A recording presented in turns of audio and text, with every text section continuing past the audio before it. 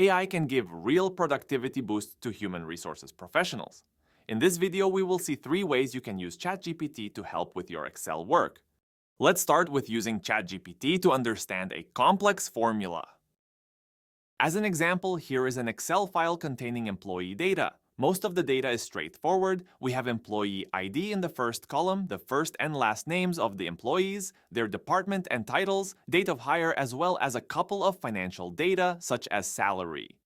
However, notice that we have here a column named risk of employee leaving score. Its goal is to basically assess whether an employee is at risk of leaving soon or not, which depends on factors such as how long he's been at the company or what his current pay is. On closer look, I can see that formula looks a bit complex. I could try to understand it by myself, but it might take some time, especially if I am not familiar with the functions being used. What I will do then is I will go to ChatGPT, provide context, and then ask it to explain the formula. I will give the model this prompt. You are an expert Excel user. I have an HR Excel file containing employee data. You will find the list of the columns below with the list. I then input the formula into the model and give it the instructions to explain it in simple terms. Oh, notice a couple of things.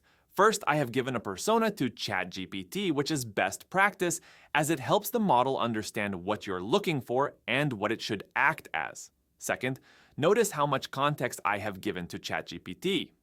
I gave it more or less the worksheet structure with entire list of columns, the formula, and the exact instructions. This is also best practice, as the more details you give to the model, the more relevant its output. Now let's click enter and see what it comes back with.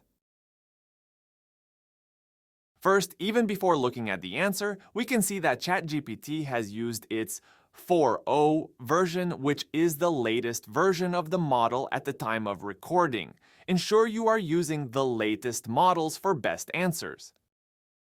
Back to the results, we can see that the first part of the formula we gave it is a condition to check if the employee considered is making less or more than $100,000. If the employee is indeed making less than $100,000, we add 50 points to the score because we consider that this employee is more risk of leaving the company to get a job with a higher salary elsewhere.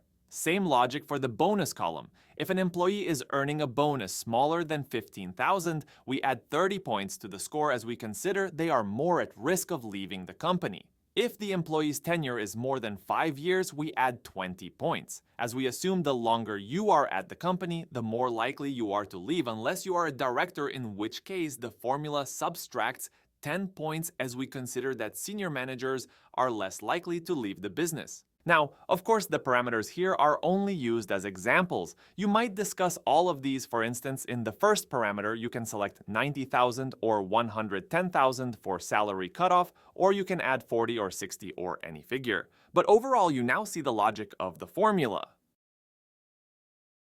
Now that we understand the formula, let's take an example. We can see that one colleague has a 110 score right there. Since we understand the formula better, we know that the reason is that she has been at the company for nearly 9 years, that her salary is less than $100,000, her bonus is less than $15,000, all parameters which the risk of employee leaving score relies on.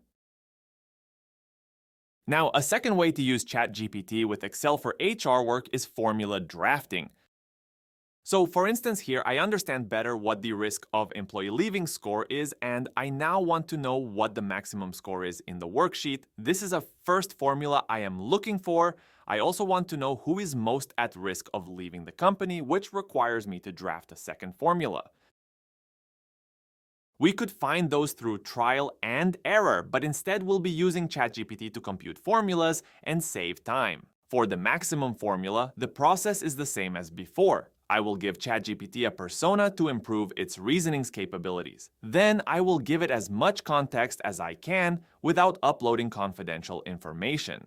To do so, I will describe the document in details, as the more details we give, the better we answer. Finally, I give it the exact instruction.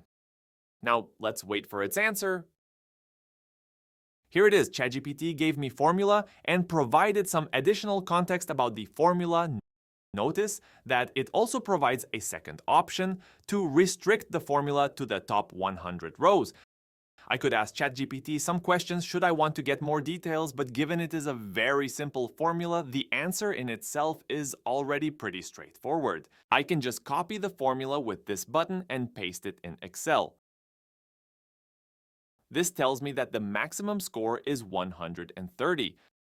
Now, we'll work on a slightly more complex formula. I'd like to know who has the most chances of leaving, in other words, to whom this 130 score belongs to. Here is the prompt I'll be using for ChatGPT. Notice that I do not repeat the entire Excel file structure. As it already has it in its chat memory, I just remind him to use the same file structure.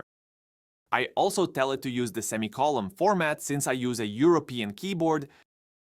Let's see what it comes back with. As you can see, this time's formula is more complex than the previous one. ChatGPT provides explanations to help me understand the formula. First, Excel will look for the maximum value. Second, it will fetch the first and last name using the index match formula. And third, it concatenates both. I'll copy-paste the formula in Excel.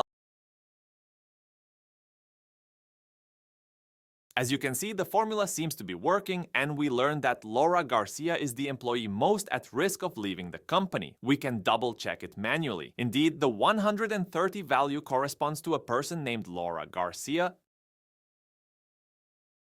A third and final example of what we could use ChatGPT and Excel for is troubleshooting. Let's say, for instance, I want to find out how many employees have a score higher than 100. I'll write a formula based on the COUNTIF function and see what happens.